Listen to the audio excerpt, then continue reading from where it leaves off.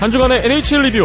오늘은 꼴찌의 반란을 일으키고 있는 애틀랜틱 디비전 1위 플로리다 팬서스에 대해 살펴보겠습니다. 2016 월드 주니어 챔피언십 대회가 오늘 막을 내렸습니다. 대체국 핀란드가 우승을 차지했고 벨로루시는 강등됐습니다. 아시아리그 아이스하키 안양 한라가 새해 7연승 행진으로 리그 선두 탈환을 눈앞에 두고 있습니다. 하이원은 7연패로 6강 플레이오프 진출에 먹구름이 드리웠습니다. 국내 최초, 국내 유일의 아이스하키 팟캐스트 비하인더넷 새해 첫 방송이자 26회 방송 시작합니다.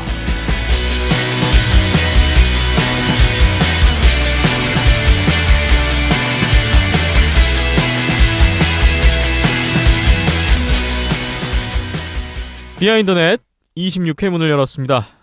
2016년 1월 6일 수요일 오후에 녹음이 진행되고 있습니다.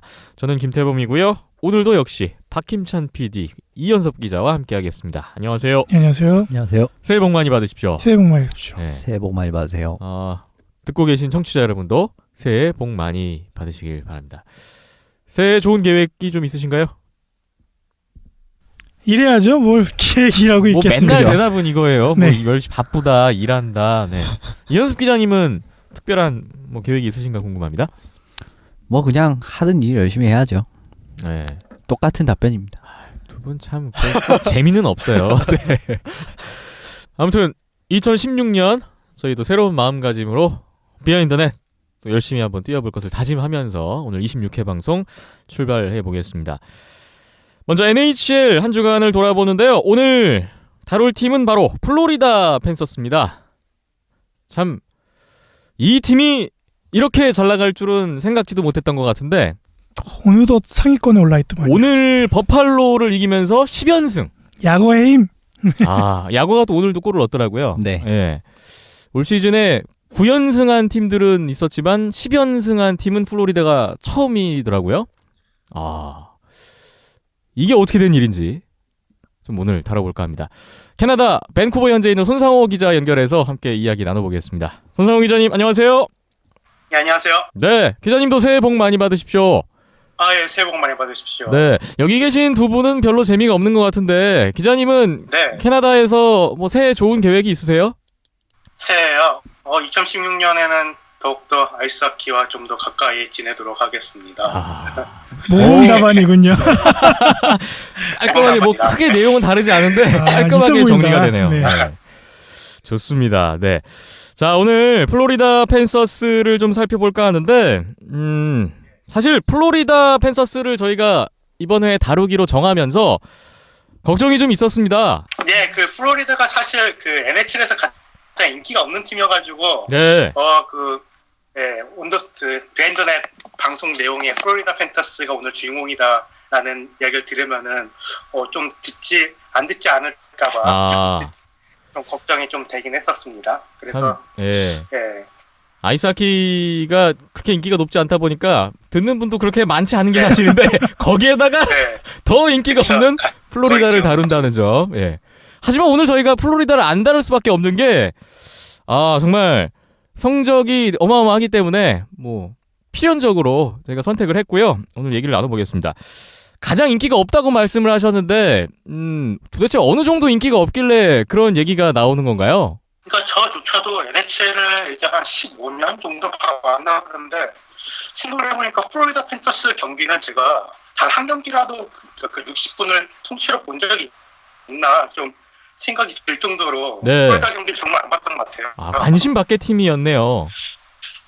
네, 플로리다 팬서스가 어느 정도로 인기가 없나 제가 한번 리서치를 해봤는데 지난 시즌 관중 동원이 최하위 함께 팀이고요. 평균 관중이 11,000명이에요. 네. 11,000명이라 해봤자 안양한라 관중이 꽉 찬 것보다 10배가 넘긴 한데 네. 어쨌든 그 평균 관중이 11,000명인데 좀 NHL에서 인기가 많고 홈 리크장의 관중석이 좀 많다 하는 팀은 2만 명이 넘거든요. 평균 관중이. 그러니까 그에 비하면 50%밖에 안 되는 수치이고 그래도 올해 그나마 좀 팀 성적 때문에 나아져가지고 평균 홈 관중이 14,000명으로 리그 꼴찌에서 4위더라고요. 예. 네, 그리고 요즘 들어서 그 인기팀을 가름할 수 있는 수치가 그 페이스북 라이크 숫자이지 않습니까? 네. 그러니까 이 숫자를 보니까 플로리다 팬터스 그 팀 페이지를 라이크한 수가 약 15만으로 NHL 팀들 중에서 꼴찌. 그리고 북미 4대 스포츠팀 122개 팀들 중에서도 최하위. 네. 그러니까 심지어 그 미국에서는 그 미국 축구 리그 MLS가 그렇게 인기가 별로 없죠. 그런데 MLS에 가져가놔도 그 꼴찌에서 3위. 그러니까 뭐 같은 연고의 팀, 그 NBA 팀의 마이애미 히트 그 팀 페이지 라이크 숫자가 약 1,600만인데 약 100배 이상이고 네. NHL 최고 인기 팀인 시카고 블랙호크스의 라이크 숫자인 280만하고 비교를 해도 20배 정도 달할 정도로 정말 플로리다 팬터스는 정말 인기가 없는 팀이에요. 네. 온도스포츠 페이스북 100배네요. 15만 명이나 라이크를 하고 있는데 122개 팀 중에 최하위라니까 야. 참 이게 아이러니하기도 합니다. 자, 플로리다가 이 정도로 인기가 없는데 글쎄요, 뭐 날씨가 따뜻해서 아이스하키가 인기가 없는 건지 뭐 여러 가지 생각이 듭니다. 근데 그 중에서도 가장 좀 눈에 띄는 건 아무래도 성적이 안 좋다 보니까 인기가 더 없지 않나 좀 이런 생각이 있거든요. 네, 사실 그 말씀하셨다시피 그 날씨도 연관이 없지는 않을 거예요. 왜냐하면 그 플로리다 같은 경우는 풋볼하고 농구가 굉장히 유명한 그 지역인데 아무래도 야구나 그 하키는 인기가 없는 지역이긴 해요. 네. 그리고 또 아무래도 성적도 그 인기가 없는 이유 중 가장 큰 이유 중 하나인 것 같은데 플로리다가 1993년, 94년 시즌 창단 이후 22년 동안 플레이오프 진출 단 4회였어요. 예. 그러니까 창단 3년 차였던 그 97년 시즌만 스탠리컵 결승에 올랐을 뿐 99년, 2000년 시즌 이후 15년 동안 10년 연속 실패를 포함해가지고 플레이오프 진출이 단 1회였어요. 그러니까 10년 연속 플레이오프 진출 실패는 NHL 기록으로 남아져 있고요. 그리고 1996년 이후로 플레이오프 시리즈를 단 한 번도 이긴 적이 없는 그런 그 NHL에서 대표적인 최하위 팀이라고 할 수 있겠죠. 그렇군요. 최근으로만 따져보면 뭐 만년 꼴찌 팀이다 이렇게도 볼 수가 있을 것 같은데 그런 팀이 올 시즌 달라졌습니다. 현재 애틀랜틱 디비전 선두고요. 동부 컨퍼런스 전체로 봐도 2위, NHL 리그 전체로 보면 4위에 해당하는 정말 이게 꼴찌의 반란이라고밖에 표현할 수가 없을 것 같은데 대단한 성적을 올리고 있네요. 네, 그렇죠. 이게 반짝 활약이라고도 할 수 없는 게 벌써 40경기를 치렀으니까 이제 시즌의 반 정도를 치렀거든요. 예. 그러니까 40경기 치른 현재 24승 12패, 4연장패로 승점 52점이에요. 그러니까 그 아틀란틱 디비전 2위인 몬트리올하고는 승점 차가 5점 차로 벌어졌고 사실 11월 27일, 그러니까 11월 말 정도만 해도 아틀란틱 디비전 1위였던 몬트리올에 16점 뒤지는 그 디비전 6위로 최하위권이었습니다. 네. 그러나 12월 말부터 12월 초까지 5연승 포함해가지고 12월 성적이 11승 3패였어요. 그러니까 12월 성적이 NHL 전체 팀들 중 2위에 해당하는 성적이었고요. 예. 그러니까 이는 그 1996년 이후 한 달에 기록했던 그 플로리다가 한 달에 기록했던 최고 성적이었고요. 그리고 또 말씀드렸다시피 현재 10연승 중인데 10연승은 또 구단 최다 연승 기록입니다. 네. 그리고 또 10연승 중에서 그 6승이 현재 플레이오프 순위 안에 있는 팀들을 상대로 했던 승리여가지고 또 승리가 그렇게 뭐 약팀으로 했던 승리도 아니었고 그리고 또 9연승 전에는 또 워싱턴, 그러니까 현재 NHL 전체 1위를 달리고 있는 워싱턴을 상대로도 승리를 거뒀던 바 있었고요. 그러니까 앞으로 이제 지금 원정 6연전을 이제 치르고 있는데 앞으로 6연전이 모두 중하위권 팀을 상대로 하는 이런 연전이어가지고 앞으로 플로리다는 계속 좋은 성적이 기대가 되고 있습니다. 네. 플로리다가 최근 19경기 성적이 16승 3패인데 한 40일 정도 그 짧은 기간에 대단한 지금 기적을 이루고 있습니다. 플로리다가 최근 이렇게 잘 나가는 이유를 좀 알아볼 필요가 있을 것 같은데 이현섭 기자님, 플로리다의 전력에서의 장점 어떤 것들이 좀 눈에 띄나요? 지금 플로리다의 이제 세 가지 지표를 봤을 때 가장 뛰어난 부분은 역시 수비가 아닐까 싶습니다. 네. 현재 지금 그러니까 수비와 골리를 한꺼번에 포괄해서 이야기를 할 수 있을 것 같은데요. 이제 수비 같은 경우에 보면은 평균 실점이 지금 2.15로 1위고 전체 실점 수는 85점. 그러니까 85점으로 3위를 달리고 있어요. 예. 근데 지금 이 부분이 긍정적으로 평가될 수 있는 부분이 뭐냐면 최근 3년간 평균 실점 부분이 계속 떨어지고 있다는 거예요. 이제 3년 전에는 3.2였고 작년에는 2.6 많이 좋아졌죠. 예. 근데 올해는 거기서보다 더 좋아졌기 때문에 더 좋아져서 지금 1위. 이 부분이 원동력이 됐을 것 같고요. 네. 이제 수비진을 살펴보면 이제 작년 드래프트였죠. 이제 1순위로 지명됐던 에런 에크블라드 선수가 2년차 징크스가 전혀 보이지 않는 좋은 모습을 보여주고 있는 데다가 2009년에 이제 그 선수와 같이 나오는 1번 페어라고 할 수 있는 2009년 1라운드에 지명된 드미트리 콜리포코프 선수 역시 파워플레이, 숏핸디드, 뭐 이븐 스트렝스 어떤 상황을 넘나들고 어떤 상황 뭐 관련하지 않고 넘나들면서 자주 기용되면서 좋은 모습을 보여주고 있고요. 예. 전성기처럼 막강한 공격력은 잃어버렸지만 그래도 많은 시간을 출장을 하면서 공수양면에서 안정감을 더해주고 있는 브라이언 캠벨 선수가 있고 나이는 좀 많지만 여전히 수비적인 역할에서 존재감을 보여주고 있는 윌리 미첼 선수. 이 선수가 지금 숏핸디드에서 평균 3분가량을 띄워주고 있어요. 이제 이런 상대적으로 힘든 롤도 잘 소화해주고 있고요. 그 다음에 2010년에 전체 3순위로 지명됐던 에릭 부드브란슨 선수 역시 20분가량의 출장 시간을 소화하면서 수비진의 안정감이 훨씬 더해져서 좋은 결과가 나오고 있는 것 같습니다. 네. 상대적으로 득점력이 많이 떨어지는 플로리다지만 말씀 주신 수비진들의 어떤 튼튼한 활약이 네. 이 성적에 좀 기반이 되고 있다. 그렇습니다. 이런 말씀이신데요. 예. 수비진들 외에 또 골리 포지션에서도 좋은 기록들이 나오고 있죠. 예, 골리 역시 이런 그 저실점에 아주 큰 영향을 주고 있어요. 이제 루옹고 선수가 플로리다로 다시 돌아오고 최고의 활약을 보여주고 있습니다. 예. 주요 지표에서 최상위권의 면모를 보여주고 있거든요. 지금 뭐 승수로 보면 17승으로 5위, 세이브 성공률 92.9%로 6위, 평균 실점도 2.09로 9위. 지금 이 부분은 2.09도 어마어마한 수치지만 살짝 9위에 위치해 있고요. 셧아웃도 3개나 올려서 6위에 올라와 있고요. 그다음 백업을 하고 있는 알 몬토야 선수도 지금 굉장히 좋은 모습을 보여주고 있어요. 경기 수는 많지 않거든요. 예. 아무래도 루옹거 선수가 많은 경기를 소화를 하는데 그래도 평균 실점과 세이브 성공률 부분에서 좋은 모습을 보여주고 있습니다. 리그 평균 슈팅 허용이 지금 리그 15위예요. 네. 그런 걸 감안을 하면은 골리진 역시 이러한 것에 많은 도움을 주고 있다고 할 수 있겠죠. 네. 주전 골리인 로베르토 루옹고 골리는 또 손 기자님이 팬으로 있는 밴쿠버하고도 또 인연이 있잖아요. 아마 좋아하는 선수실 겁니다. 네. 손 기자님, 루옹고 선수 활약 어떻게 보세요? 루옹고는 그 밴쿠버 시절 제가 정말 좋아했던 선수였고 사실 밴쿠버 카낙스 팬들이 좀 글쎄 뭐랄까요 좀 열정적이기도 하지만은 좀 뭐랄까 좀 선수들 좀 못 살게 구는 그런 경향이 있어요. 그러다 보니까 네네.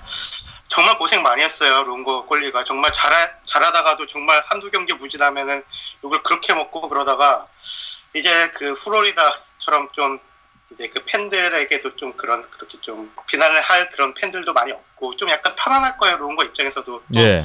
루옹고가 또 밴쿠버 시절에서 뛸 때도 플로리다가 집이었거든요. 그러다 보니까 그 뭐 올스타 브레이크나 뭐 그럴 좀 휴식 기간이 있을 때마다 플로리다에 가곤 했었는데 그래도 이제 집에 있는 플로리다로 가다 보니까 좀 약간 마음적으로 많이 안정감 찾은 것 같아가지고 팬으로서 좀 많이 좋아 보입니다. 저는. 네. 참 그러한 뭐 루옹고 선수를 비롯해서 수비진들의 활약. 최근 10연승 기간 동안에 총 8경기에서 지금 1실점 이하 승리더라고요. 상대 팀으로서는 정말 두 골 뽑기도 어려운 그런 막강한 수비력이 또 튼튼한 기반이 되고 있는 플로리다의 최근 모습입니다. 자, 그렇다면 상대적으로 조금 빈약해 보이는 공격진의 상황은 어떤지 궁금한데요. 예.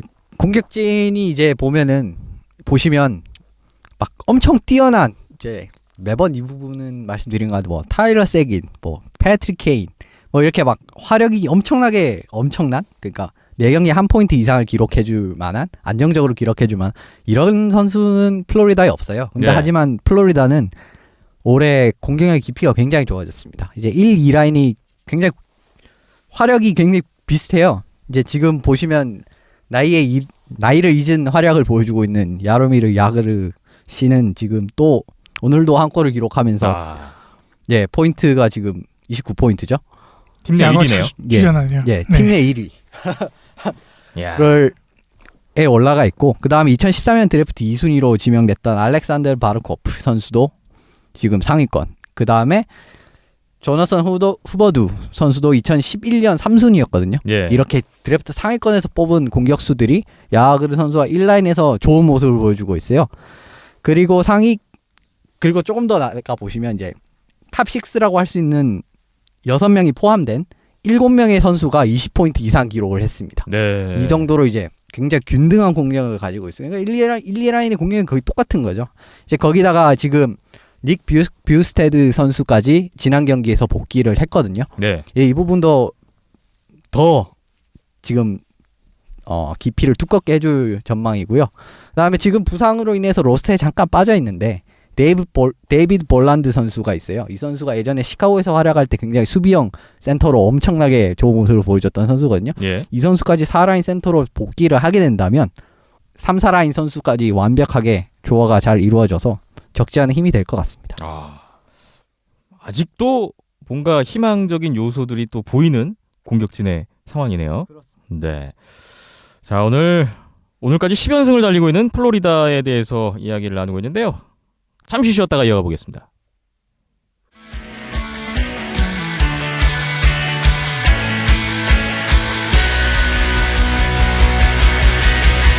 안녕하십니까. 대명상무 46번 황현호입니다. 새해 복 많이 받으십시오. 안녕하십니까. 대명상무 21번 이동민입니다. 새해 복 많이 받으시고 감사합니다.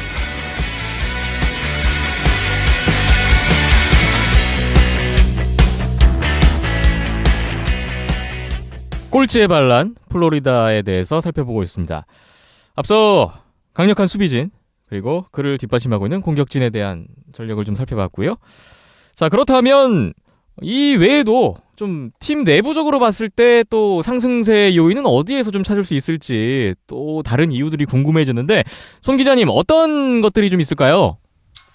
사실 플로리다가 그 팀 내 명단을 보면은 나이 분포도가 상당히 극단적이에요. 그러니까 그 NHL에서 가장 나이가 많은 선수인 야거와 가장 나이가 많은 골리인 루옹고를 갖고 있으면서 또 NHL에서 가장 나이가 많은 선수 탑 10명 선수 중 3명을 갖고 있는 팀이에요. 그러니까 네. 야거나 윌리 미첼이나 엠퍼슨, 쇼 떨튼 이런 선수들 포함해서 만 36세 이상 선수들이 무려 5명이고요. 하지만 동시에 만 19세인 에론 액블라드나 지난 9월에 돼서야 20대가 된 알렉산더 발코프 포함해가지고 23살 이하 선수들이 무려 10명이에요. 그러니까 그 가장 나이가 어린 액블라드하고 가장 나이가 많은 야거하고는 거의 진짜 부자벌이라고 할 수 있는데, 그러니까 보니까 최고령 야거 선수가 그 이미 팀의 막내 액블라드가 태어나기 전에 이미 스테리컵 우승을 2회나 차지했었고 NHL에서 500포인트를 기록했더라고요. 네. 그러니까 그 정도로 그 나이 터울이 많은데도 불구하고 또 재미난 것은 팀의 최고참인 야거나 유옹 같은 선수들이 상당히 성격이 아주 밝고 어린 선수들과 아주 잘 어울려요. 네네. 그러다 보니까 그리고 또 요즘 팀 10연승을 잘 나가다 보니까 팀 분위기가 정말 좋다고 하더라고요. 그러니까 그렇게 팬들로부터 그렇게 많은 관심도 받지 않고 있고 미디어들이 이렇게 괴롭히지 않고 있으니까 아주 정말 좋은가 봐요. 라커룸 분위기가. 그래가지고 이런 좋은 분위기는 앞으로 쭉 계속되지 않을까 싶습니다. 말씀 들어보니까 나이 차이가 거의 띠동갑 2번의 띠동갑 수준이고 강산이 2번 변하고도 남을 그런 지금 나이 차이인데 오히려 그 나이 차가 워낙 크다 보니까 어느 정도 서열 정리도 확실하게 되고 또 워낙 대단한 야구 선수 아니겠습니까? 후배 선수 입장에서는 좀 더 이렇게 어떤 우상일 것 같기도 하고요. 잘 따르고 또 후배들도 좀 챙기고 좀 그런 분위기도 좀 예상이 되네요. 이렇게 좋은 성적 덕분에 요즘 플로리다 구단의 행보를 보면 분위기가 너무 좋은 것 같아요. 이미 지난주에 단장하고 감독과의 재계약 소식이 전해졌었는데 특히 이 데일 탈론 단장, 이 단장이 플로리다 리빌딩의 주역이라고 하던데요. 네, 그 데일 탈론 단장이 그 플로리다에 2010년부터 오면서 앞으로 지금까지 한 6년 정도 하고 있는데 사실 탈론 단장은 그 2000년대 중반 정도에 만년 하위 팀이었던 시카고 블랙호크스를 현재 NHL 최고 팀을 만드는데 아주 큰 공헌을 했던 인물이에요. 네. 2005년 시카고 단장에 오르면서 많은 일을 했는데 그런 걸 좀 살펴보면은 현재 주장인 조나단 테이브스나 현재 뭐 최고 스타인 패트릭 케인을 드래프트했었고요. 또 그 당시만 해도 무명 선수였던 패트릭 샤프나 크리스 벌스티그 선수를 헐값에 트레이드해오면서 키웠고 또 마리안 호사나 그리고 또 2010년 첫 우승 때 뭐 많은 지금 현재는 뭐 플로리다에 있지만은 그 2016 우승 때 큰 공헌을 했던 브라이언 캠벨 같이 큰 역할을 했던 선수들 FA를 영입하기도 했었고요. 네. 또 시카고 단장 시절에 선수들로부터 아주 많은 지지를 받았던 걸 유명을 해요. 그래가지고 사실 2010년 우승 직전에 팀을 떠났었어요. 예. 그래도 그 팀은 그래도 탈론 단장의 그 공헌을 인정해가지고 시카고 2010년 우승 때 그 탈론 단장에게 우승 반지를 선물하기도 했었습니다. 그리고 또 현재 플로리다 단장이 있으면서도 뭐 팀 내 주축 선수들인 뭐 발코프나 뭐 후벌도 이런 선수들을 드래프트했었고 뭐 루옹고나 야거나 캠벨, 뭐 라일리 스미스 이런 선수들을 트레이드로 적절하게 영입을 하면서 만년 하위 팀이었던 플로리다를 이제 좀 슬슬 좀 떠오르는 다크호스로 키울 수 있는데 그 탈론 단장이 정말 큰 공헌을 했다고 생각이 듭니다. 네. 시카고에서 플로리다로 옮겼는데 시카고에서 우승 반지를 선물한다는 게 참 관계적인 측면에 있어서 참 잘하고 왔구나. 예, 이런 생각이 또 드네요. 네. 자, 현재 대단한 성과를 올리고 있는 플로리다인데 그렇다면 이 상승세가 앞으로도 계속 이어질 것인가? 언제까지 이어질 것인가가 또 기대가 되고 궁금해집니다. 일단 오늘까지는 비하인더넷의 저주를 잘 피해갔는데 앞으로가 어떨까요? 이현섭 기자님은 어떻게 생각하세요? 사실 지금 플로리다의 선전이 이 예상 밖의 결과긴 해요. 제 예상에서는 굉장히 예상 밖의 결과였고 지금 드래프트에서 뽑은 선수들이 팀의 주축 선수를 하나둘씩 자리매김을 해나가고 있는 와중이거든요. 예. 이제 그 말은 오랜 리빌딩의 성과가 드디어 나타나기 시작한다고 해석을 할 수가 있을 것 같습니다. 그리고 단장의 소환이 좋아서 좋은 트레이드 같은 것도 해오고요. 이제 이런 부분이 종합적으로 작용을 해서 올해 좋은 성적을 내고 있는 것 같습니다. 근데 네. 불안 요소가 없지는 않은 것 같아요. 지금 슈팅 마진이라고 할 수 있는 이제 한 경기 평균 슛을 한 슛 시도 수와 이제 슛을 뭐랄까 막은 수, 그러니까 상대방 유효 슈팅 수를 비교해 보면은 이게 마이너스예요. 이 부분은 약간은 불안 요소가 될 수가 있습니다. 왜냐하면은 내가 슛을 쏜 것보다 많이 슛을 당한다면 그만큼 실점 확률이 높아지는 것이기 때문에 예.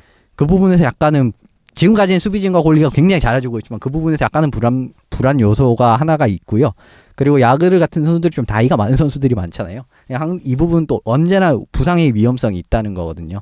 그리고 이 부상을 만약에 빠졌을 때 어떻게 잘 대처하는 부분도 볼만할 것 같고 예. 그 다음에 루옹고 선수가 너무 많은 경기를 출장하고 있는 것이 아닌가라는 생각을 하기는 해요. 이제 이 부분에서 부담이 가게 된다면 시즌이 가면 갈수록 좀 더 부담이 오고 부진이 한번 올 가능성도, 그러니까 팀 전체가 항상 이렇게 좋은 곡선을 타기가 힘들잖아요. 네. 그래서 부진이 오는 시기가 한번 분명히 있을 텐데 이 부분을 잘 넘긴다면 플레이오프까지는 무난하게 진출하지 않을까라고 생각합니다. 일단 플레이오프 진출에 대해서는 낙관적인 의견을 피력해 주셨어요. 손 기자님은 어떻게 생각하고 계시나요? 네, 우선 보면은 1월 스케줄을 보면 그 괜찮은 스케줄 그 맞붙는 팀들이 전부 그 워싱턴 정도를 제외하고는 그 모두 중위권 아래 팀들하고 대결을 하더라고요. 예. 그러다 보니까 1월에 승점을 좀 많이 쌓아가지고 좀 그 아틀란틱 디비전이 사실 그 승점 차가 많이 없거든요. 그러다 보니까 그 조금만 연패를 하면은 금방 또 떨어지고 연승을 하면 금방 또 올라가고 이런 디비전이다 보니까 1월에 승점을 좀 많이 쌓아가지고 좀 승점 차를 많이 늘려놔야 될 것 같습니다. 예. 네. 그리고 좀 개인적으로 소망한 거는 플로리다가 계속 잘 나갔으면 좋겠어요, 한번. 그래서 좀 인기를 좀 얻어가지고 했으면 좋겠는데 사실 그 플로리다는 10연승 중인데 지금 스포츠 언론들을 보면은 신경을 정말 안 쓰는 것 같아요. 조용한가요? 진짜 보면은 그 시즌 초반에 몬트리올이 초반 9연승을 했을 때 난리였잖아요. 그리고 아, 또 대단했죠. 토론토 같이 그 최고 인기팀 같은 경우는 뭐 한 3연승 정도만 해도 거의 뭐 우승을 진짜 우승 퍼레이드를 할 기세를 보여주고 있고 인기 많은 팀들은 연패에도 다루죠. 네. 그렇죠. 그러니까 플로리다가 그에 비해서는 이렇게 잘해도 보도가 거의 안 되고 그나마 좀 야거가 좀 득점 소식만 단신으로 전해진 정도예요. 네. 그러다 보니까 이번 그 좀 연승 상승세를 계기로 인기가 좀 많이 늘어나가지고 플로리다 같이 좀 인기가 하키 인기가 좀 없는 곳에도 붐이 일어났으면 하는 바람입니다. 그렇군요. 아, 네. 그런 플로리다를 우리는 3회째 지금 언급하고 있는 참, 말씀 주신 대로 플로리다가 선수들도 이런 그 미디어의 반응이라든지 여론을 의식하고 있을 텐데 좀 더 각오를 다지고 뭔가 울분을 토하는 그런 플레이로서 좀 보여줄 수 있는 계기가 될 수도 있지 않을까 좀 이런 생각도 좀 드네요. 3회째 우리 다루고 있으니까 우리를 좀 인식해줬으면 좋겠네요. 네. 그런데 이것도 근데 이 부분은 또 조금 긍정적으로 작용할 수 있는 거는 약간은 부담이 선수들이 없을 것 같아요. 아, 네, 뭐 워낙 미디어에서 매번 조명을 스팟라이트를 받으면 이제 못했을 때도 엄청난 뭐랄까 그 비판 여론이 때문에 막 말리는 경우도 있는데 네. 여기는 못해도 보도 안 되고 잘해도 보도 안 되니까 그냥 내버려 두니까. 네, 그냥 뭐 선수들 큰 부담 없이 경기에 임할 수 있을 것 같네요. 아, 그런 측면도 있을 수 있겠네요. 정말 그냥 즐기는 하키. 네. 성적에 구애받지 않는. 날씨도 좋고. 자, 아까 얘기 나왔죠. 뭐 10년 연속 플레이오프 진출 실패도 기록이 있고 거의 20년 동안 지금 플레이오프 승리가 없는 플로리다인데 올해 역대급 시즌 행보를 보이면서 역대급 꿈을 지금 키우고 있습니다. 자, 오늘 이제 저희 방송에서 다뤘기 때문에 글쎄요, 저는 이제 시작인가요? 이제 내리막이 시작이 아닐까라는 어떤 불안감이 엄습해 오고는 하는데요. 원정 6연전이 일단 진행이 됩니다. 오늘 원정 6연전의 시작이었던 버팔로전을 잘 넘었고 앞으로 한 주 동안 또 어떤 결과들이 이어질지 지켜보도록 하겠습니다. 자, 오늘 NHL 플로리다 팬서스에 대해서 얘기를 해봤는데 NHL 얘기는 여기까지 하고요. 원래 이쯤 되면 송 기자님과 이제 안녕을 구하고 보내드려야 되는데 오늘 또 특별한 소식을 함께 하기 위해서 잠시만 기다려 주시기 바랍니다.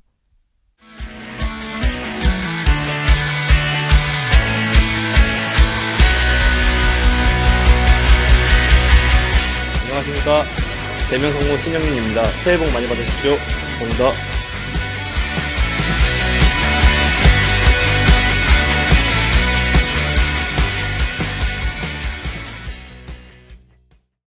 비하인드넷 26회 두 번째 소식은 바로 2016 월드 주니어 챔피언십 소식입니다.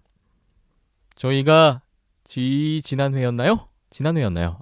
우리나라 20세 이하 대표팀의 세계선수권 대회 강등 소식을 전해드렸었는데 예, 오브리그 소식이었죠. 이번에 탑 디비전 1부 리그. 1부 리그라고 볼 수 있는 월드 주니어 챔피언십 핀란드 헬싱키에서 대회가 열렸고요. 오늘 새벽이었습니다. 이제 결승전까지 다 마무리가 되면서 대회가 끝났습니다. 개최국 핀란드를 포함해서 총 10개 나라가 참가를 했고요. A조에 캐나다, 미국, 스웨덴, 덴마크, 스위스, B조에 핀란드, 러시아, 체코, 슬로바키아, 벨로루시까지 A조와 B조로 나뉘어서 조별 리그를 펼쳤고요. 각 조의 상위 4개 팀이 8강 토너먼트에 진출을 해서 이후에는 이제 토너먼트로 진행을 하는 방식이었습니다. A조에서 스웨덴, 미국, 캐나다, 덴마크 순으로 일단 순위가 나왔네요. 그리고 B조에서는 1위가 러시아, 핀란드 2위, 체코, 슬로바키아 순으로 8강에 진출했고요. 참 8강전부터 대단한 승부들이 있었어요.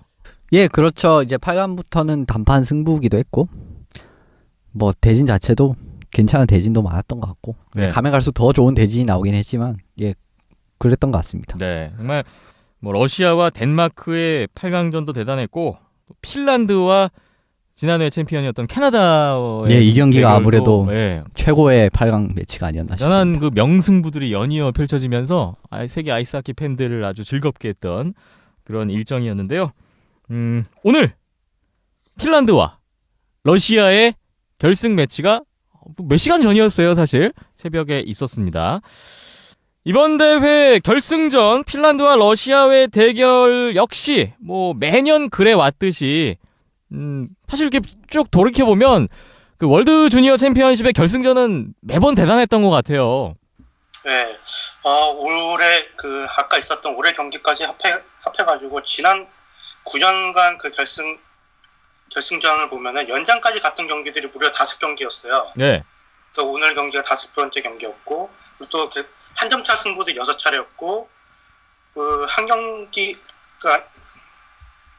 2점차 이내 승부도 있었는데, 지난대도 역시 재밌었죠. 그 2피리어드 중반까지 캐나다가 5대1로 앞서면서 쉽게 승리를 가져가는가 싶었지만은 러시아가 2피리어드 중반 3분 만에 3골을 몰아넣으면서 5대4로 만들었었고, 그리고 결국 캐나다가 그 한 점 차를 겨우겨우 지키면서 정말 좀 박빙의 승부였는데, 지난 경기도 재밌었지만 이번 경기가 더욱더 재밌었던 것 같습니다.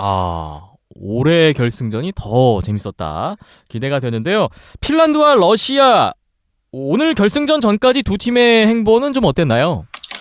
네, 두 팀은 보니까 찾아보니까 1998년 대회 결승에서 맞붙는 18년 만에 결승에서 격돌한 거였더라고요. 네. 또 18년 전에도 핀란드가 홈팀이었고, 그 18년 전에도 또 그 연장까지 갔던 승부였더라고요.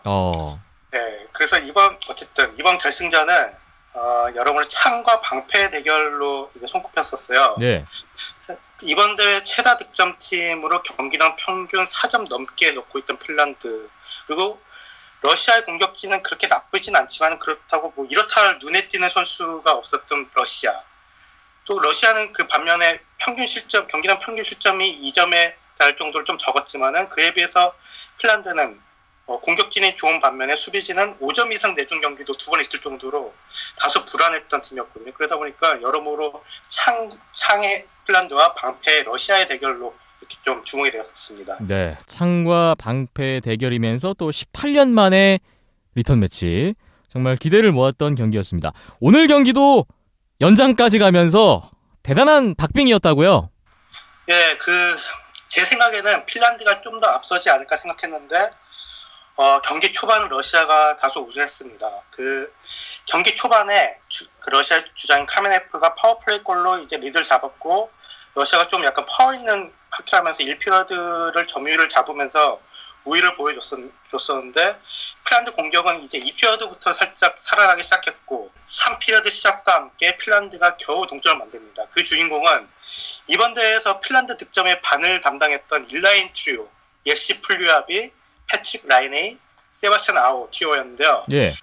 그리고 1분 후 사실 러시아가 다시 리드를 잡는 골을 넣긴 했지만은 그 3피리어드 중반쯤 인라인 트리오가 다시 동점골을 합작하면서 2대1을 만들었고, 그리고 경기 종료 3분 전에 그 주장이 미코 란타넨 선수가 핀란드의 첫 그 리드를 잡는 이제 득점을 만들면서 이대로 경기가 끝난가 싶었지만은 또 종료 6초를 남기고 러시아 엠티넷 그 작전 상황에서 그 두 번째 골도 넣었었던 그 스벨라코프 선수의 팁빈 득점으로 이제 승부는 연장으로 가고 말았습니다.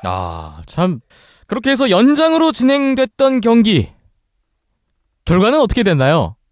바로 그 카스페리 카파넨 선수가 1분 33초 만에 좀 기가 막히게 골리를 속이고 골문 앞을 이제 돌면서 빈 골문에다가 이제 퍽을 집어넣는 그런 기가 막힌 골로 결국 핀란드가 우승을 차지하게 됐습니다. 참 18년 만에 다시 홈에서 똑같은 상대를 상대로 그쵸. 연장 골든골로 우승을 확정짓는다. 이거 정말 생각만 드라마죠. 해도 짜릿한 드라마네요. 드라마예요. 꿈을 꾸는 듯한 느낌이지 않았을까 네. 싶어요. 현장 분위기도 엄청 났을 것 같은데요. 막 우는 팬들도 계시더라고요. 예. 자, 오늘 그 골든골을 성공시켰던 카스페리 카파넨 선수는 뭐 전에 들리는 소식으로는 뭐 핀란드의 대단한 하키 영웅 집안의 아들이라고 또 얘기가 있어요. 네, 카스페리 카파넨 선수는 그 지난 2014년에 피츠버그에 드래프트 된 이후로 사실 그때 필테스를 트레이드 해올 때 토론토로 이제 트레이드가 되어 있는데 사실 이번 대회에서 좀 부진했어요. 생각보다 카파넨 선수가. 예. 그래가지고 좀 활약을 하지 못했는데 이제 그 정말 중요한 순간에 가장 중요한 골을 넣으면서 영웅이 됐는데 사실 그 카파넨 선수의 할아버지인 하누 카파넨 씨는 그 1998년 핀란드가 그 20세대에서 그 러시아 상대로 득점 우승을 차지했을 때 감독을 맡았던 그런 분이고요. 예. 또 카스페리 카파넨의 아버지는 그 NHL 팬들은 많이 아실 거예요. 세미 카파넨이라고 90년대 후반 2000년대까지 그 NHL에서 정말 좋은 활약을 했던 선수였거든요. 예. 그러니까 그 팀을 우승으로 이끌었던 그 할아버지, 또 NHL 영웅 아버지에 이어서 이번에 또 골든골 넣는 또 손자 아들까지 나오면서 3대가 정말 핀란드 하키 영웅 가문이 된 것 같습니다. 예. 할아버지가 그 98년도 당시 우승 때 감독, 손자가 오늘 똑같은 장소에서 그렇죠. 대단하네요. 드라마네, 드라마. 이 집안은 무슨 집안이네요. 와. 그러니까 뭐 한국 같으면 뭐 힐링 캠프에 같이 3대 같이 나오고 그럴 텐데. 예. 예. 대단한 스토리네요. 핀란드가 오늘 우승을 차지하면서 통산 4번째 우승을 차지했고요. 또 2014년 대회 우승 이후에 2년 만에 우승을 달성하는 쾌거였습니다. 이번 대회 또 결승전까지 좀 총평을 해주신다면 어떤 말씀 해주실 수 있을까요? 제 생각에는 이길 팀이 이겼다고 생각해요. 무엇보다 핀란드는 정말 막강한 공격력을 갖고 있었어요, 이번에. 네. 또 포지션을 가리지 않고 또 라인을 가리지 않고 움직임도 좋았고요. 그런데 그 중에서 가장 빛났던 선수들은 특히 인라인이었는데 인라인 트리오가 대회 포인트 부분 1위, 2위, 3위를 석권했는데 특히 17포인트를 기록했던 예시 풀리아비 이 선수는 포인트왕 포함해서 대회 MVP, 올스타팀, 최고 공격수상을 그야말로 석권하면서 풀리아비의 그 대회라고 할 수 있을 정도로 정말 활약을 했었고 예.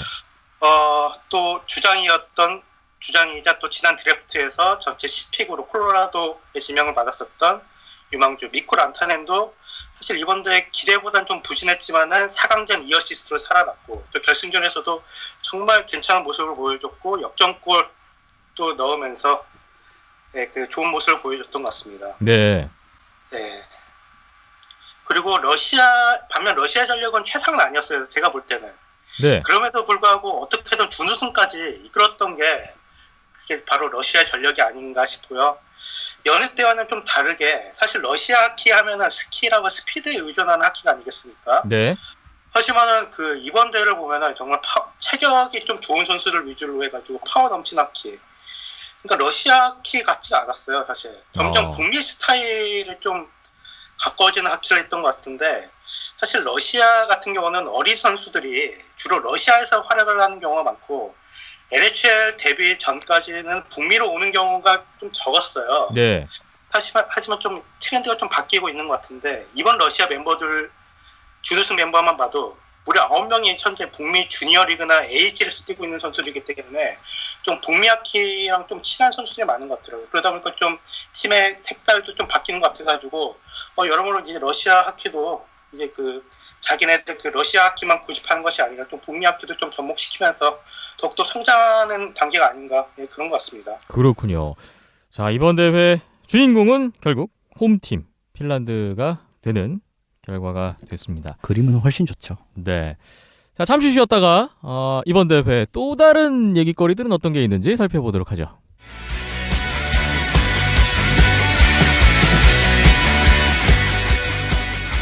안녕하십니까. 대명상무 박형기입니다. 정신연세 복 많이 받으시기 바랍니다. 감사합니다.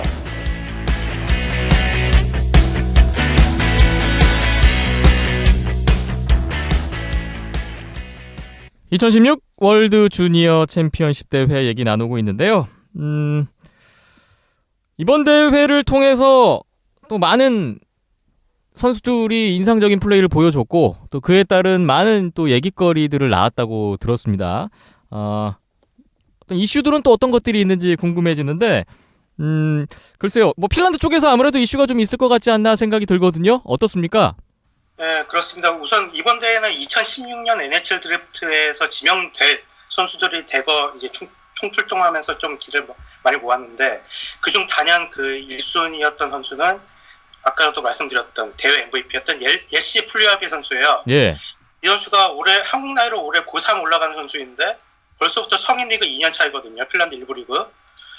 이 선수가 사실 그 이번 대회 전까지는 그 2016년 NHL 드래프트에서 탑 5 정도는 그 가능한 선수라고 생각했었는데 이번 대회를 계기로 해가지고 잘하면 1번 픽까지 노려볼 수 있지 않을까 생각이 들고요. 네. 또 풀리아비 선수와 같은 라인에서 뛰었던 또 동갑내기 단짝인 패트릭 라인에도 이 선수도 정말 대단했어요. 그러니까 그 풀리아비랑 라인에 선수가 둘 다 그 한국 나이로 이제 고3 올라가는 나이인데도 불구하고 성인 핀란드 리그 2년 차인데 체격도 정말 190cm가 넘을 정도로 크고 정말 스피드, 뭐 체격, 슈팅, 패싱 능력, 경기 운영 능력 모두 뛰어난 선수들이더라고요. 그러다 보니까 이 두 선수가 이번 다가오는 2016년 드래프트에서 어떤 몇 순위에 또 지명받을지 또 궁금해지고요. 네네. 사실 이번 대회에서 가장 많은 기대를 받았던 선수는 아무래도 미국의 어스튼 매튜스였을 것 같아요. 네. 매튜스는 사실 2016년 드래프트에서 1순위가 거의 확실시되는 선수예요. 하지만은 이번 대회 정말 잘했어요. 그래가지고 대 올스타에도 선정이 됐지만은 다소 아쉬웠던 거는 그 4강전하고 3, 4위전에서 0포인트에 그치면서 특히 4강전에서는 그 러시아의 그 압박에 전혀 좋은 모습을 보여주지 못하면서 결승을 오르지 못했는데 예. 그래도 4강전 부진이 아쉽긴 해도 그래도 그 전 경기들에서는 클래스가 있는 모습을 보여줘가지고 앞으로도 기대가 되고 왜 그가 그 코너 맥데이빗의 버금가는 유망주인지 알게 됐던 것 같습니다. 네. 이번 대회를 통해서 앞으로 있을 NHL 신인 드래프트 판도에도 좀 많은 변화가 있지 않을까 뭐 이런 예상이 듭니다. 한편 또 지난 대회 챔피언을 차지했던 캐나다로서는 이번 대회 좀 많이 아쉬운 결과가 아닐 수가 없어요. 예, 아쉽죠. 캐나다 현지 분위기만 보더라도 사실 18년 만에 8강 탈락이다 보니까 정말 실망을 했어요. 네. 특히 뭐 주전 꼴리로 나섰다가 부진했었던 매켄지 블랙우드나 뭐 이번 대회 내내 부진했고 또 8강전에서 그 페널티 남발로 팀 패배의 큰 원인이었던 공격수인 제이크 벌타넨 이 선수들에겐 정말 원색적인 비난을 쏟아내고 있는데 지금 캐나다의 이런 언론들의 좀 모습을 보면은 좀 비교가 되는 게 2014년 월드컵 때 저희 한국이 그 16강도 올리지 못했을 때 홍명보 감독이나 뭐 꼴렸던 정성용 꼴리한테 좀 원색적인 비난을 좀 저희가 했잖아요. 예. 그러니까 그거랑은 좀 약간 비교가 되었던 것 같아요. 그래서 이런 게 좀 캐나다의 아이스하키에 대한 관심이 한편으로 불어온 게 사실 저희 한국 팀도 언더 20 대회에서 U20 대회에서 사실 전패를 당했잖아요. 전패를 당하면서 강등을 당했었는데 그때 사실 좀 비판하는 사람들은 아이스하키판을 제외하고는 거의 없지 않았나요? 그러니까 그런 거 보면은 한편으로는 좀 이런 관심이 좀 좀 안 좋은 걸 수도 있고 좋은 걸 수도 있지만은 어떻게 보면 좀 부럽기도 합니다. 좀. 네, 뭐 네. 악플이 무플보다 낫다고. 예. 이런 뭐 네. 원색적인 비난이긴 하지만 그래도 이게 어떤 관심이고 애정이라고 생각한다면 이런 것도 좀 눈여겨볼 만한 좀 부러운 대목이다. 뭐 이런 말씀이시네요. 네. 네. 자, 이렇게 이번 대회가 마무리가 됐고요. 한편 또 살펴볼 것이 강등팀인데 이번 대회 강등은 벨로루시로 확정이 됐습니다. 스위스와의 강등 결정전. 각 조의 이제 최하위를 기록한 두 팀의 강등 결정전이었는데 3전 2 선승제에서 스위스가 2승을 가볍게 챙기면서 잔류를 했습니다. 자, 스위스가 지난 대회에서도 강등 결정전에서 살아남았었는데 올해도 같은 결과를 낳았고요. 그리고 또 하부 디비전에서 올라온 승격팀 라트비아가 올라왔군요. 그렇게 해서 내년 대회 벌써 일정과 조편성이 나왔는데요. 2017년 월드 주니어 챔피언십 라트비아가 승격을 하면서 조편성을 좀 살펴보죠. A조 우승을 차지한 핀란드, 스웨덴, 체코, 덴마크, 스위스가 한 조를 이루게 됐고요. B조의 준우승팀 러시아, 미국, 캐나다, 슬로바키아, 그리고 승격해서 올라온 라트비아까지 자리를 잡고 있습니다. 비조 난리 났네요. 일단 B조 비조가 정말 죽음의 조네요. 러시아, 미국, 캐나다가 한 조에 묶여 있어요. 승격해온 라트비아 승격해 올라와서 뭔- 2조에 있네요. 뭔 대단하다고 좀 봐도 되겠죠? 예, 대단하죠. 근데 사실 상위 4팀이나 올라가기 때문에 네. 그렇게 큰 의미가 있을까 뭐 싶기도 한. 거의 좀 예상이 되는 예, 라트비아 근데 최하위가 예상이 되는. 예, 근데 팬들은 이제 즐겁죠. 이런 빅매치들이 매일매일 나오게 될 거니까요. 네. 그리고 A조를 보니까 핀란드와 스웨덴이 같은 조라는 것도 눈에 띄네요. 자존심 싸움이 또 만만치 않을 것 같습니다. 예, 라이벌 두 팀 간의 대단한 싸움이 예고되는 내년 대회 벌써부터 기대가 됩니다. 참 미래의 NHL 스타들을 좀 먼저 만나볼 수 있는 그런 기회라고도 볼 수 있는 이번 월드 주니어 챔피언십 대회. 정말 보는 재미도 대단했던 그런 대회가 아니었나 싶습니다. 우리나라 대표팀이 비록 좀 강등이 돼서 아쉽긴 한데 앞으로 우리나라도 언젠가는 이런 월드 주니어 챔피언십 대회에서 뛰게 될 날을 좀 기대를 해보기엔 아직 좀 이르지만 승격을 한 5번 해야죠. 네. 앞으로 네, 5년 바랍니다. 네, 정말 미래의 꿈이죠. 네, 기대를 해보겠습니다. 오늘 손상호 기자님 긴 시간 함께 했는데요. 고생 많으셨고요. 다음 회에 또 따끈따끈한 소식으로 뵙겠습니다. 오늘 고맙습니다. 예, 감사합니다. 네.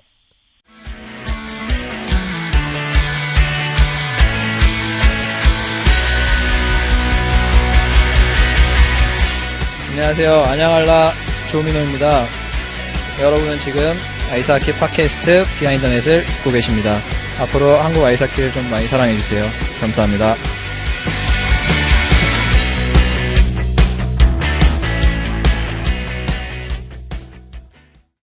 네, 비하인더넷 이번에는 국내로 좀 관심을 돌려볼까 합니다. 아시아리그 아이스하키 2015-2016 새해를 맞이해서 우리나라에서만 2경기가 있었던 지난 한 주였고요. 안양한라 하이원 대명상무 간의 아주 뜨거운 승부가 또 있었습니다.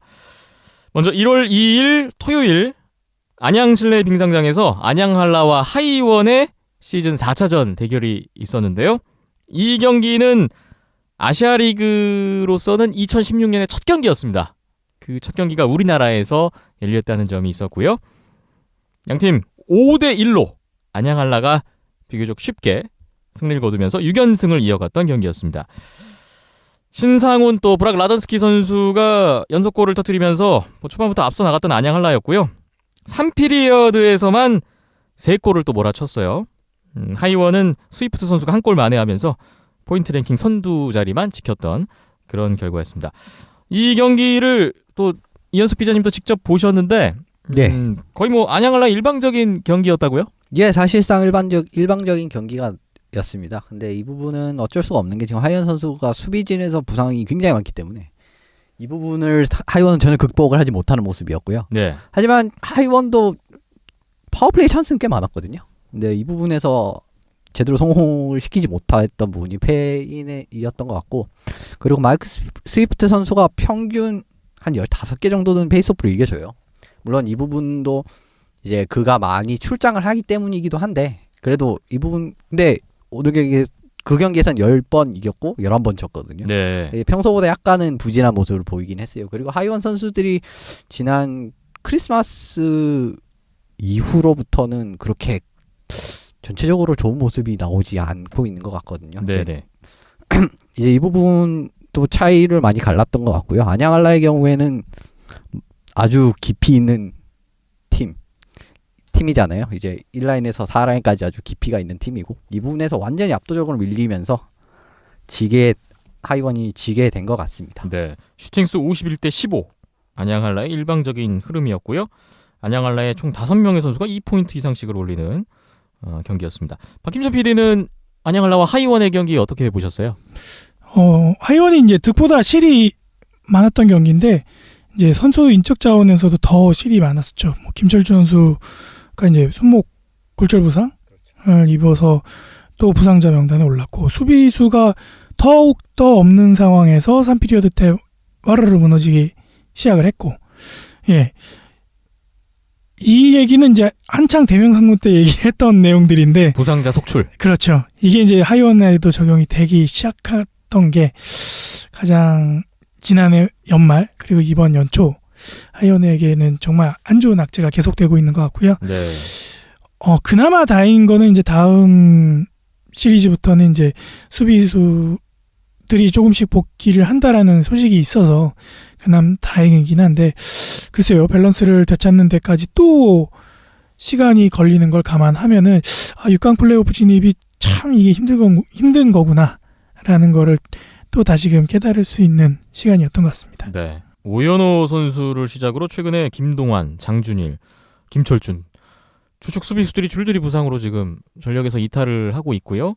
그나마 이제 이번 주말에 김동완, 장준일 선수가 복귀를 한다고 하는데 컨디션은 좀 미지수가 될 것 같고요. 이런 가운데 하이원이 최근 리그 7연패를 기록했습니다. 6위 아이스박스를 따라잡기에 바쁜데 전혀 승점을 챙기지 못하면서 여전히 승점 7점 차 뒤져있는 7위에 위치하고 있네요. 일단 모습은 지난 10월 달이었죠.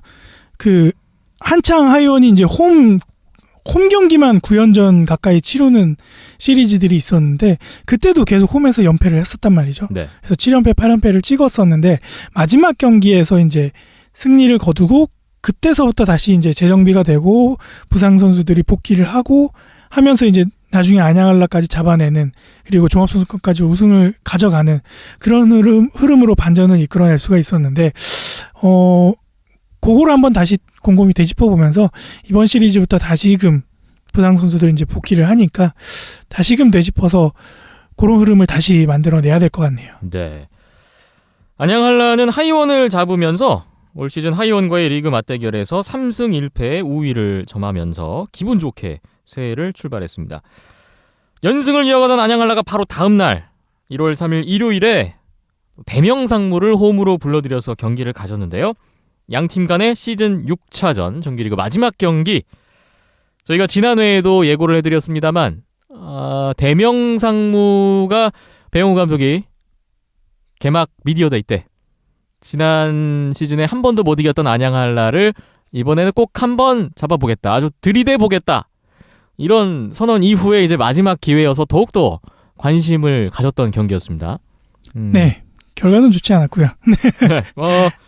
4대 0으로 안양한라가 비교적 싱거운 승리를 거뒀는데요.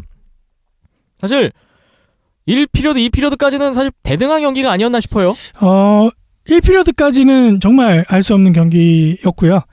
참 어떻게 보면 어이가 없는 네. 예, 그런 모습이었거든요. 이게 보통 특히 우리나라 아이스링크장들의 특징인데 정비기가 보통 뭐 일본 같은 경우나 뭐 러시아도 2대가 돌고 하는데 우리나라 같은 경우 1대가 돌고 그다음에 이제 좀 물이 흥건하게 적셔져 있는 링크장이 마르는 데까지 시간이 다소 걸립니다. 네. 근데 이제 휴식 시간이 충분히 이 마르는 데까지 시간이 주어지지 않다 보니까 약간은 젖어 있는 상태에서 이제 경기를 재개하게 되는데 보통은 이제 골대 주변이 많이 젖어 있거든요. 그렇다 보니까 경기 시작하자마자 이제 비하인드넷 진영에서 돌아 나오는데 김우영 선수가 이제 물기가 좀 있으면은 퍽이 그대로 딱 붙어 버리는 경우가 생기거든요. 근데 이 상황이 딱 이날 나왔던 거죠. 그리고 이 흘렸던 퍽을 라던스키가 가볍게 주워 담으면서 쉽게 이제 득점을 가져갈 수 있었는데 요게 아마 기점이 아니었나. 좀 승부의 추가 일찌감치 넘어갔던 게 아닌가 좀 그런 생각이 들었습니다. 그 상황이 2피리어드까지 1대 0으로 안양한라가 앞선 가운데 맞은 3피리어드 막 시작했을 때였는데요. 3피리어드 15초 만에 말씀 주신 상황이 벌어지면서 김우영 선수로서는 정말 뼈아픈 실책이 돼버렸고요. 글쎄요. 실책이라고 하기도 뭐하고 네. 그렇죠. 네. 황현호 골리도 운도 안양한라 쪽에 좀 따르는. 황현호 골리도 이거 간파할 수 없었고 예. 그 라던스키의 그 골이 결국 2대 0을 만들면서 경기의 흐름을 완전히 안양한라 쪽으로 가져오는 그런 좀 흐름으로 흘러갔던 것 같아요. 사실 1피리어드만 해도 슈팅 수가 대명상무가 더 많았을 정도로 대명상무가 좀 끈끈한 경기를 하고 있었던 찰나에 네, 그리고 앞서 이제 지난해 연말에 있었던 2연전에서 또 한 골차 승부를 보여주면서 좀 끈적끈적하게 들이대는 배영호 감독이 시즌 전에 얘기했던 들이대는 경기를 보여줬었기 때문에 참 마지막 경기에서도 좀 알 수 없는 경기로 가겠구나 했는데 어이없는 아이스 컨디션 상황에 따라서 승부가 일찍 갈려버렸습니다. 네.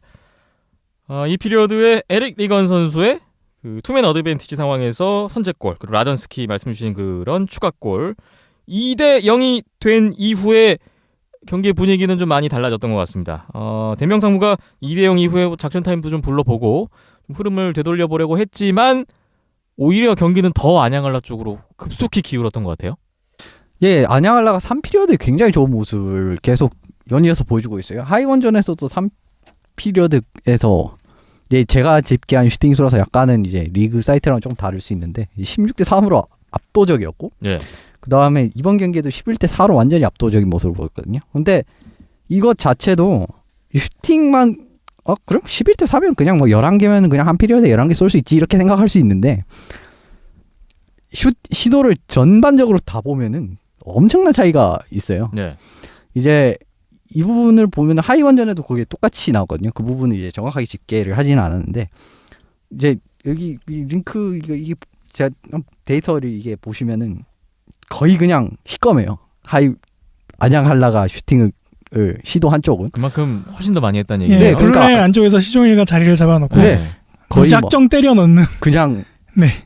가둬놓고 패는 거의 네. 형국이었거든요. 예. 그 중에 11개가 골대로 갈 거죠. 네, 그런 거죠. 그러니까 이 부분에서 압도적인 모습을 보이는 게 이제 3피리어드에 그런 골을 먹고 이제 상무 입장에서는 3피리어드에 이제 그런 뼈아픈 골을 실책을 하고 난 다음에 분위기 찾기가 더 어려운 이유가 되지 않았나. 예, 그리고 이제 싶습니다. 작전 타임 이후에 이거를 어떻게든 만회하려면 더 공격적으로 나갈 수밖에 없는데 거기에서 좀 더 이제 공수 간격이 벌어지면서 틈이 더 그렇죠.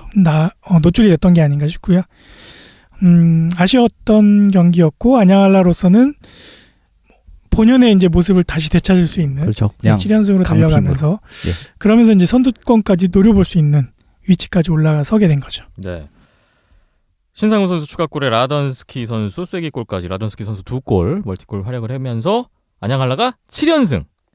선두 사할린과의 승점이 76점 동점을 이뤘는데요. 연장패가 더 많은 관계로 이제 규정상 리그 2위에 위치를 하게 됐습니다.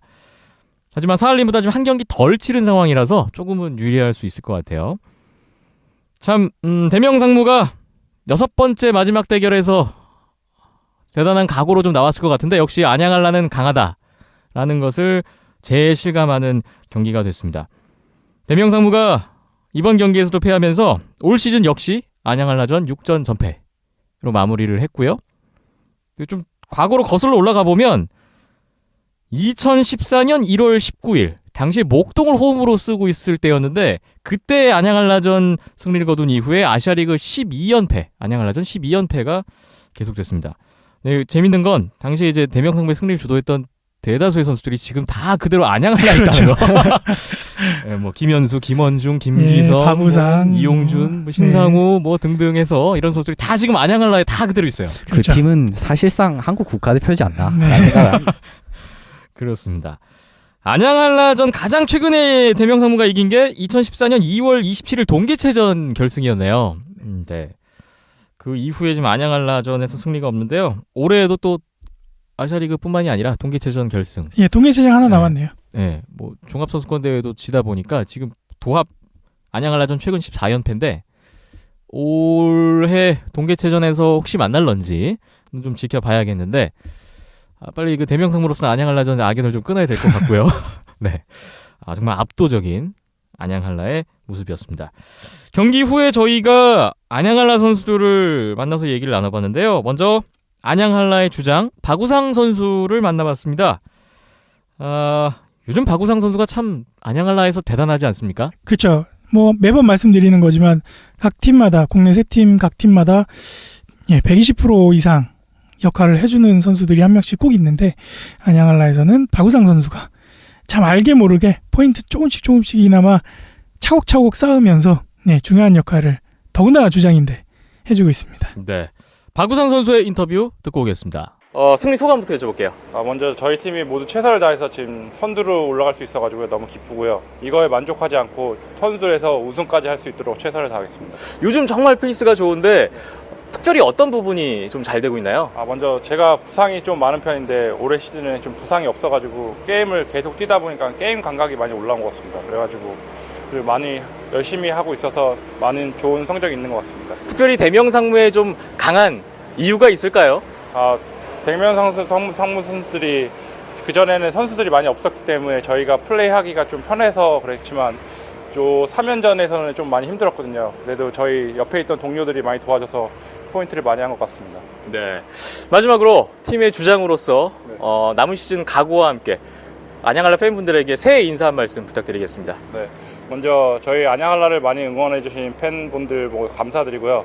2016년도에는 저희 안양알라 선수들이 오늘 최선을 다해서 우승할 수 있도록 최선을 다하겠습니다. 새해 복 많이 받으세요. 네, 남은 경기도 계속해서 좋은 경기 기대하겠습니다. 네, 감사합니다. 안양알라의 박우상 선수 만나봤습니다. 안양알라의 박우상 선수였습니다. 이날 대명상무전에서 3어시스트를 기록을 했는데 사실 저희가 리플레이로 돌아본 결과는 첫 번째, 두 번째 어시스트는 조금 운이 따르지 않았나 싶어요. 예, 잘 묻어갔다라고 해야 될까요? 네. 뭐 규정상 이거를 다시 번복할 수는 없는 상황이라서 표기는 그렇게 됐던 것 같고요. 네. 그만큼 이제 공격 골 득점 상황에 기여하는 기여도가 있다 보니까 그만큼 또 박우상 선수의 중요도가 실감되는 부분인 것 같습니다. 일단 공식 기록으로 최근 15게임에서 20포인트를 쓸어 담고 있고 안양알라의 최근에 7연승 기간 동안에도 11포인트나 올려줄 정도로 항상 득점 상황에는 이제 박우상 선수가 있는 그렇죠. 모든 지금 안양알라의 골에 관여를 하고 있는 박우상 선수의 최근이에요. 특히 이 대명상무전의 6경기에서 특히 10포인트나 기록할 정도로 좀 강하면서 올 시즌 점점 페이스가 올라오고 있는 박우상 선수입니다. 그리고 이날 또 한 명의 수훈 선수로 꼽은 게 저희가 바로 그 손호성 선수를 꼽아봤는데요. 선발 골리로 출장해서 완봉승을 거뒀죠. 네, 참 간만에 보는 손호성 골리의 완봉승이었습니다. 네, 손호성 선수의 인터뷰 또 듣고 오시죠. 네, 오늘 팀 승리를 이끈 안양한라의 손호성 선수 만나보겠습니다. 승리 축하드립니다. 네, 감사합니다. 네, 승리 소감부터 여쭤볼게요. 일단 이긴 것 자체는 늘 항상 좋은 거고요. 또 실점을 최대한 안 하려고 항상 경기에 모든 선수들이 임하는데 새해부터 좋은 결과가 있어서 너무 기분 좋습니다. 네. 오늘 셧아웃 승리를 거두셨습니다. 최근 출장 시간이 좀 늘어나면서 컨디션도 많이 좋아 보이는데 현재 몸 상태나 좀 컨디션 어떠신가요? 사실 제가 이렇게 백업 골리를 한 지 이제 2년 차인데 적응이 처음에 너무 안 돼서 어떻게 하는 요령을 참 터득하기가 어려운데 지금은 터득을 좀 한 것 같고요.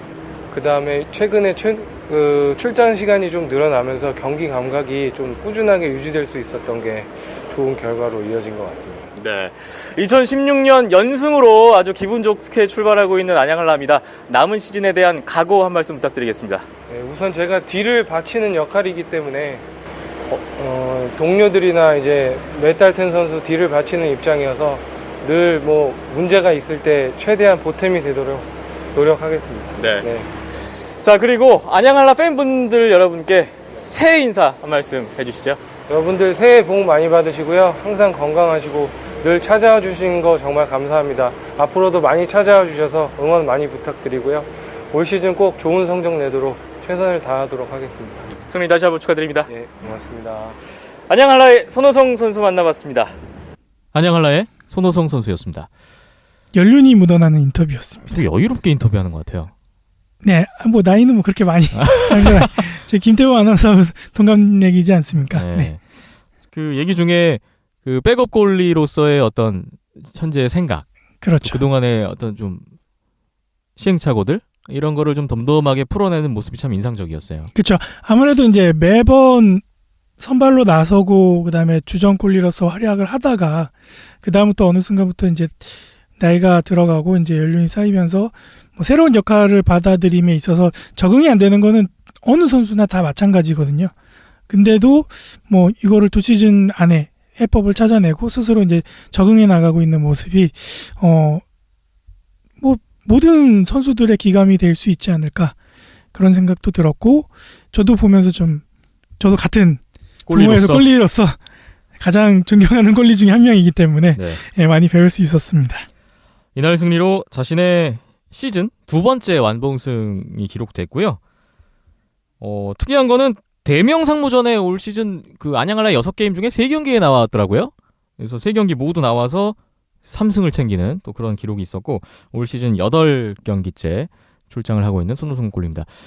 얘기도 나왔지만 점점 출장 시간이 요즘 늘어나고 있기 때문에 앞으로도 계속해서 이 좋은 컨디션, 상승세를 유지하지 않을까 기대를 해보겠습니다. 아시아리그 순위에는 큰 변동이 없습니다. 2경기밖에 없었기 때문에 안양알라가 선두 사할린과 승점이 같은 2위라는 거 이런 변화가 하나 있었고요. 하이원이 여전히 7위에 있고 대명상무도 그대로 승점 추가 없이 8위에 위치하고 있습니다. 이번 주 일정 보겠습니다. 먼저 대명상무는 중국 치치아얼 원정을 가는군요. 차이나 드래곤과의 3연전 1월 8일부터 1월 10일까지 3경기가 예정되어 있습니다.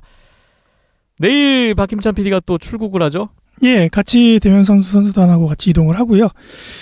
일기예보를 보니까 영하 30도라고 합니다. 중국이 그렇게 추워요? 지금 만주 쪽 그쪽 위쪽 북쪽이다 보니까 네, 많이 상당히 춥다고 이번 하더라고요. 주말에 우리나라도 추위가 다시 한번 온다는 얘기가 있던데 이거 그쪽은 약과일 것 더 심하네요. 그 지난주에 이제 안양알라가 중국 원정을 다녀왔었는데 그때 이제 스텝 여러분들의 말씀을 들어보니 각오 단단히 하고 가거나요. 경기장 예. 화장실에 물이 안 나온다는 얘기가 있어요?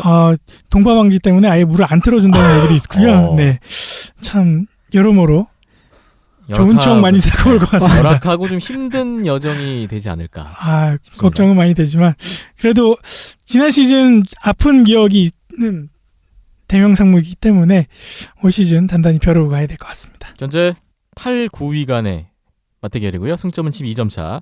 앞선 인천 3연전에서는 2승 1패로 대명상무가 위닝 시리즈를 가져갔었고 대명상무가 이제 원정 10연전을 하고 있잖아요. 안양알라전 일단 패배로 시작을 했는데 최근에 그 좋았던 분위기를 좀 다시 살릴 수 있을런지. 그렇죠. 9경기 중에 5할 이상은 가져가야 되는데 그 시작이죠 이제. 네, 그렇습니다. 그리고 국내에서는 또 아주 주목을 끄는 경기들이 있습니다. 1월 9일, 10일 토요일, 일요일 주말에 안양 실내 빙상장에서 안양 집결전이 예정되어 있습니다. 예, 뭐 지난해 고양 집결전이 있었고 이번에는 이제 안양 집결전이 예정이 돼 있는데 일본 팀들이 방문을 하죠. 그렇습니다. 하이원과 오지글스, 안양한라와 크레인즈가 토요일에 맞대결이 있고 일요일에는 하이원과 크레인즈, 안양한라와 이글스. 그러니까 이제 일본의 크레인즈와 이글스가 한국에 와서 하이원과 안양한라를 만나는 그런 대진이 되겠고요. 이 팀들이 또 계속해서 이어서 한국 일정을 가져가는데 12일, 14일 화요일, 목요일에는 또 크레인즈는 안양에 가서 안양한라와 2연전이 있고 같은 날에 또 고향에서는 이글스가 하이원을 만나게 되는 2연전이 있고요. 또 그 다음 주말 16일, 17일 주말에는 매치업을 바꿔서 안양에서는 안양한라와 이글스의 2연전, 고향에서는 하이원과 크레인즈의 2연전. 그러니까 이 일본 두 팀이 안양한라, 하이원과 각각 3경기씩 치르는 그런 일정이라고 보시면 되겠습니다. 참 이 경기들 결과로서 순위에도 엄청난 변화가 예상됩니다. 예, 지금 2, 3, 4위 팀들이 경합을 벌이는 거기 때문에 이제 3, 4위 순위 변동은 좀 쉽게 예측을 할 수가 있을 것 같고요. 그러니까 변동될 가능성이 조금 더 높을 것 같고, 근데 2, 3위는 약간의 이제 점수차가 나기 때문에 이제 이 부분 잘 모르겠습니다. 어쨌든 3, 4위가 2위를 따라가는 형국이기 때문에 이것도 만만치 않은 저항이 있을 것 같고요. 하이원 같은 경우에는 지금 얼른 6강에 진입을 하기 위해서 또 가장 높은 산을 만난 거죠. 그렇죠. 이 부분 지금 이 6연전을 잘 버틴다면 또 희망이 있고요. 충분히. 네. 그리고 오지글스의 새로운 용병들이라든지 뭐 크레인즈는 한국에 전에 왔었고, 이제 오지글스 같은 경우 이제 베이유 같은 선수, 전 NHL 선수 출신의 플레이를 한번 보시고 싶은 분들께서는 이번에 올 때 한번 와서 보시면 좋을 것 같습니다. 하이원이 7연패 중인데 정말 6강을 결정할 수도 있는 운명의 6연전을 맞이하게 되겠고, 그리고 또 국내 팬들의 최대 관심사는 이걸 것 같아요. 안양한라가 선두를 탈환할 수 있을 것인가, 이 부분도 또 지켜보겠습니다. 그리고 안양한라의 선두 탈환 가능성에 또 지대한 영향을 끼치는 경기가 있습니다. 사할린이 홈에서 도호쿠 프리블레이즈와의 3연전을 10일 일요일부터 12일 화요일까지 세 경기를 갖게 됩니다. 사할린은 지금 10연승인데 리그 선두 자리를 프리블레이즈 상대로 이번 주에도 쭉 지켜나갈 것인지 또 궁금해지는 대목인데 프리블레이즈도 갈 길이 멀잖아요. 좀 부담스럽겠어요, 이번 3연전? 예, 지금 5위고 7점 차이가 나는데 프리블레이저도 지금 당장 1승이 급한 상황이기 때문에 네. 근데 지금 객관적인 전력 차를 본다면 사할린이 확실히 우세기는 합니다. 그리고 이번에 사할린 홈이죠. 굉장히 힘든 이제 블레이즈 입장에서 굉장히 힘든 3연전이 될 것 같고 사실 사할린은 스윕까지도 생각할 수 있을 것 같아요. 네. 이제 이 부분을 어떻게 근데 이제 콜제러 선수가 이제 징계에서 다시 복귀했고 네. 근데 이 부분이 또 조금은 이제 변수가 될 수 있지 않을까 생각합니다. 그렇군요. 10연승의 사할린, 7연승의 안양한라, 7연패 하이원. 양극화가 이번 주에도 계속될 것인지 아주 관심이 모아지는 경기들이 예정되어 있습니다.